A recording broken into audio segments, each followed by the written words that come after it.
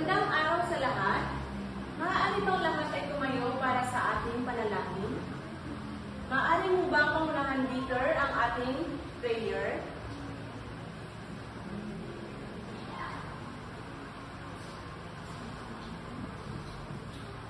Okay, salamat.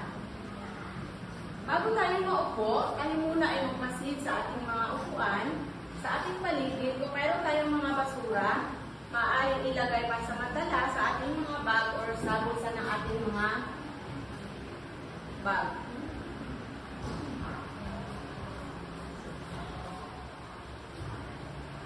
Okay, handa na ba ang lahat sa ating aralin? Paano ito pakita na handa na ang isang estudyante? Maupo ng maayos. Siyempre, lahat dapat ay hindi inaantok. Ilabas ang ating mga ballpen at mga notebooks. Meron bang liban sa klase ngayon?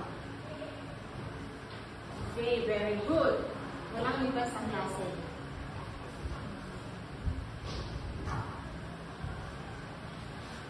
Naaalala ko ba ninyo ang ating tutunin sa ating silid-aralan?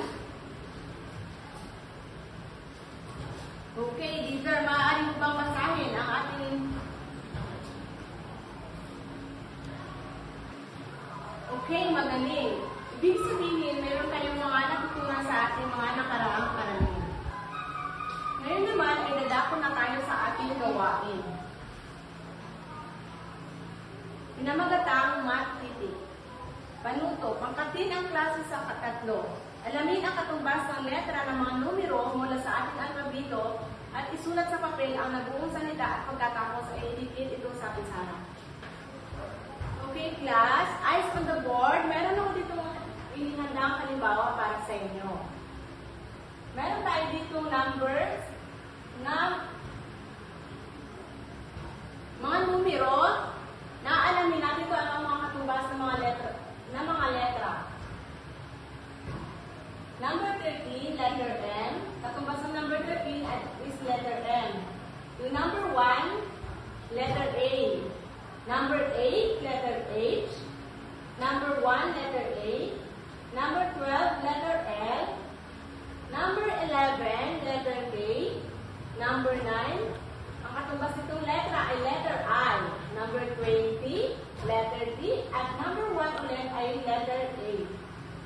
Ang ating halimbawa ay mahal kita. Sino dito sa inyo ang mayroon ng mahal? Grabe naman yan. Talagang lahat ay medyo na in love na sa isa't isa.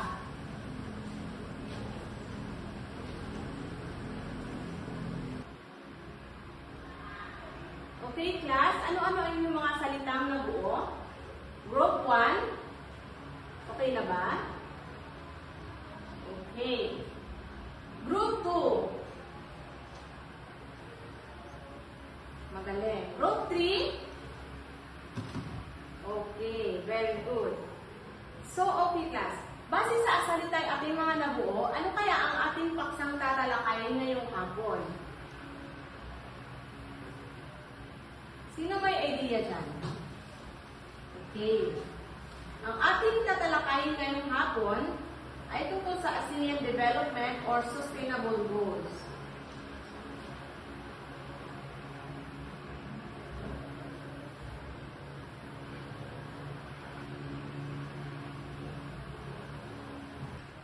Meron ako ditong inihandang gawain na ang pamagat ay halong letra.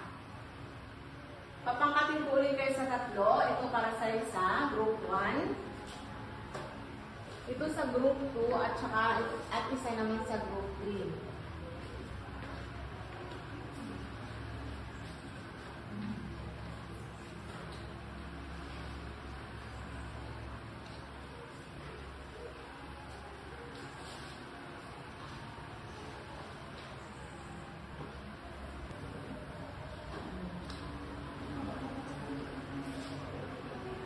Okay, class, meron tayo dito pangatlong gawain.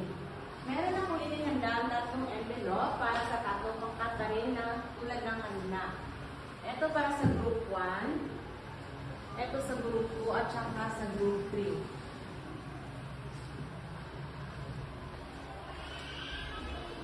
Ito ang ating panuto. Tuklasin ang mga salitang pangbuo mula sa mga nakagulong mga titik. Gawin lamang ito sa loob ng 2 minuto. Isulat ang nabuong salita sa ibaba ng papel. Okay. Ang 2 minuto ay magsisimula na ngayon.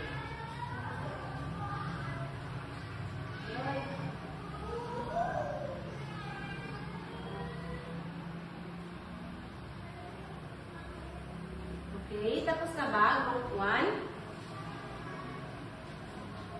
Ano ang inyong mga salitang nabuo mula sa ating mga nakagulong mga titik? Okay, climate.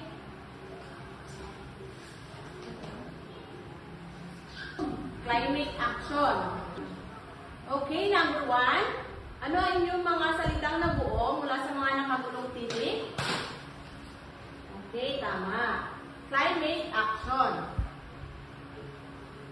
Group 2. Ano ang mga nabuo ninyong mga salita mula sa ating konsepto? Okay, tama. Life on land.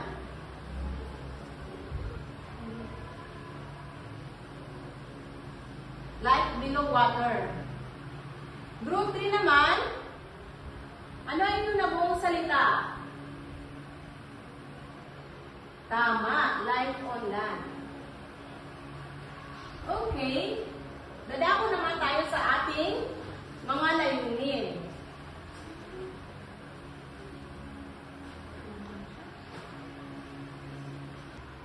Nakuha ninyo ang ating mga kasagutan dahil dito nakabase tayo sa ating mga konseptong ipinakita. Ngayon naman ay dadako na tayo sa ating mga layunin. Okay, class, maaari mo bang basahin ito? April, May.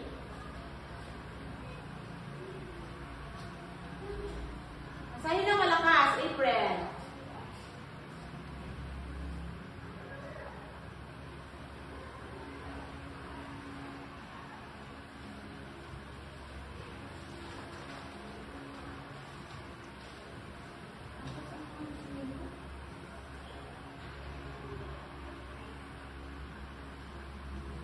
So, tama. Tandaan ang ating mga layunin. Ito ay dapat ninyong makamit bago tayo magtapos ng ating pag-aaral.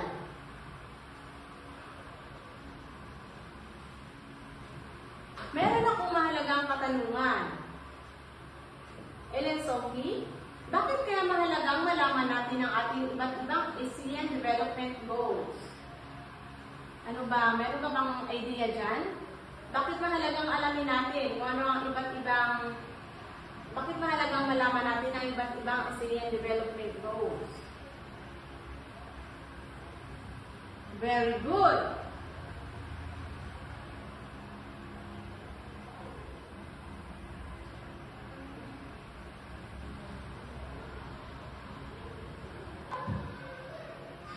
Okay, class.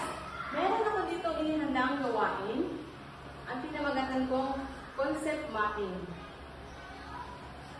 Meron ako dito mga larawan na inilagay sa brown envelope na mga magsisilbing hamon ng bawat SGD at susuriin natin ito at ididikit ito sa tamang hanay or SGD na kinabibilangan nito. Aalamin natin kung ano ang ilalagay natin dito sa pangkat 1.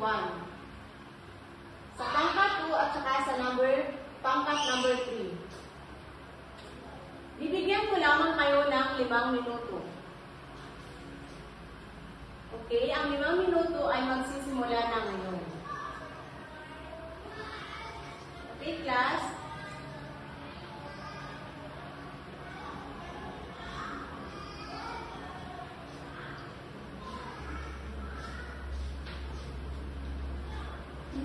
Okay na ba? Tapos na ba ang lahat? Tingnan natin kung tama ang inyong mga ginawa.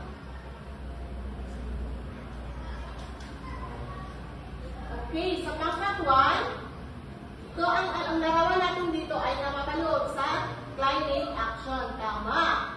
Sa pangkat 2 naman,